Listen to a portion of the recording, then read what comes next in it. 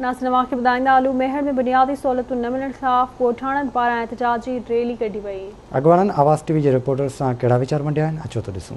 Union council पोराचो जो अवाम हरनी मुड़नी बुनियादी सहूलतुनि खां महरूम आहे, जिते न अस्पताल आहे, जिते न स्कूल आहे, जिते न रोज़गार आहे, जिते न रोड आहिनि, जिते न रस्ता आहिनि, जिते न माण्हुनि खे पीअण जे लाइ पाणी मुयसरु आहे। इन जे करे हीउ काफ़िलो पंहिंजे हक़ घुरण जे लाइ, डिमांड करण जे लाइ, एहतजाज करण जे लाइ जो हिते पहुतो आहे। असांजा ही जायज़ मुतालबा रोड रस्ता पाणी सिहत स्कूल तालीमनि जो जे करे बुनियादी हुकूक असांजा जेका सो तकड़ा है जेका तरजीहन बुनियादनि ते हल न कया विया त यादि रखो ही असांजी तहरीक हितां हिकु चिणग आहे जेका सॼी सिंध ताईं हलंदी। स्कूल बंदि आहिनि, रस्ता रोड पहुचण में 2 कलाक सवारी वठी थी वञे 6 किलोमीटर ते।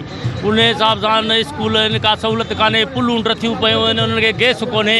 माना तमामु माना जेको शिकायतुनि में अची आया आहियूं ऐं रैली कढी अथऊं। जेकॾहिं हे मसइला हल न थिया त तहरीक हलाई वेंदी। पूरा जो पुराणो तारीख़ी शहर आहे, पुराणो सिंध जो माग आहे, पर अॼु उहो पथराणे दौर वारी ज़िंदगी गुज़ारे थो। असीं मुतालबो था करियूं चीफ मिनिस्टर अहमद अली शेख खां त फौरन नोटिस वठे।